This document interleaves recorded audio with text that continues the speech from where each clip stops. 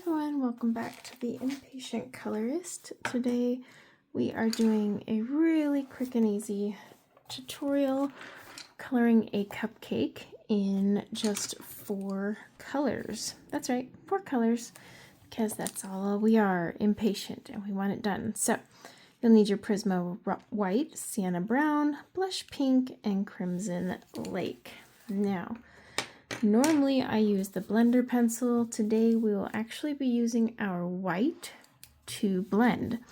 So the important thing is just to remember where you want your highlight, and you just start in the shadow area a little heavier, and then you bring it out lightly. Okay, so shadow area heavier, then feather it out lightly. Same thing over here. I honestly don't know what kind of berries these are. They're something. Just kind of feather it out there lightly. Same thing here. Now, why white? Well, I'm showing you a few ways to quickly color a page and still get a really pretty look. So we're going to take that white pencil now from Prisma, and we are just going to start in our white space and go over everything. Yes, it will make it milky and lighten things up, but it also is blending everything, and it'll actually drag some of the red. It's hard to see in this tiny little space, but you'll see it more when we get to the cupcake liner. But there you go. Now we're going to go back to our Crimson Lake because that's going to be our cupcake liner color. And we're just going to bring it out. I like to turn the page when I'm doing this kind of method and just lightly feather it up.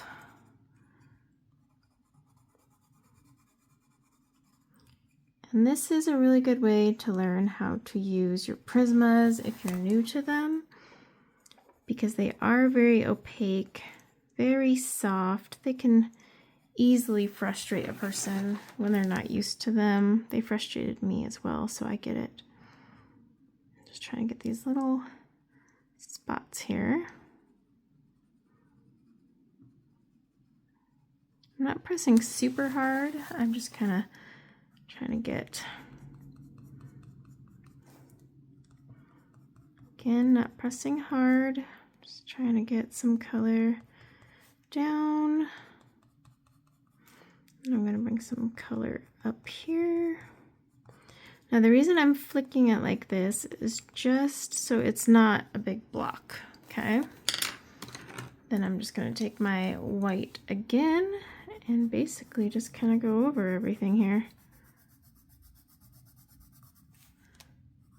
Blend it out.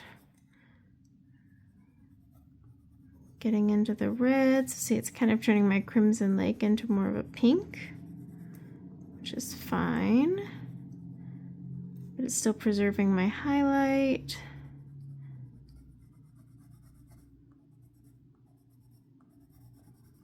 Okay.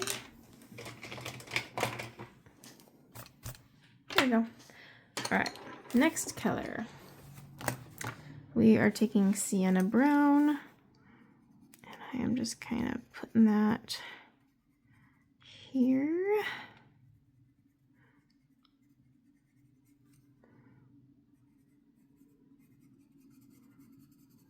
Quick and easy, quick and easy. Now I'm going to take my white and same thing. Just kind of use it to blend it all out.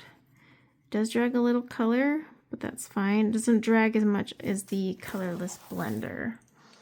Okay, now we are going to take our 4th and final color, which is Blush Pink, and we are just going to color the edges and bring it in. I'm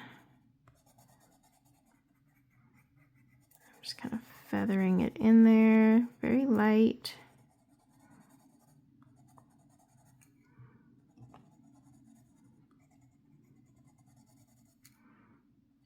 Okay.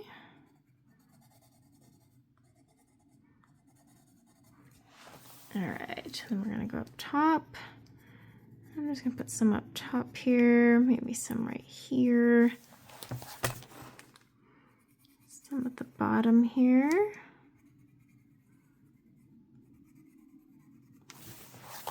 And you can even add a tiny bit, if you wanted to, of your Crimson Lake in the more shadowy areas, like right there where the frosting layers are kind of meeting up. Okay, now I'm going to take my white, same thing. I'm just going to color it in, blend it out. Very light circles if you're blending it out. You would not do the circles if you were using the colorless blender. We would drag it because when you're dragging the color, you're creating a different effect. In this case, we're blending it out, obviously making it a little bit more milky. But look, you have a cupcake. 4 colors and a cupcake in like 5 minutes of your time. Now you could go over it. Say you want to just kind of seal that color in.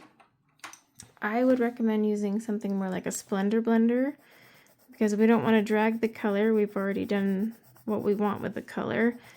I would say use your Prisma if you wanted to drag it, but if you're just trying to get the tooth filled in, then I would break out your Splendor blender.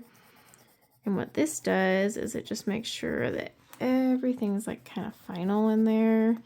You don't have anything missing. It won't drag the color, so it won't pull the white off. So I'm just kind of going over it, make sure I'm not missing anything. This is a good one if you have just like a little bit of tooth showing and you want to make sure it's covered. And look at that, we have a cupcake. Now we could add a little bit of white accents. I tend to go with my acrylic paint pens just because they tend to be a little bit more opaque and they can handle going on top of a waxy surface. I'm just going to use my Ohuhu Nahuku.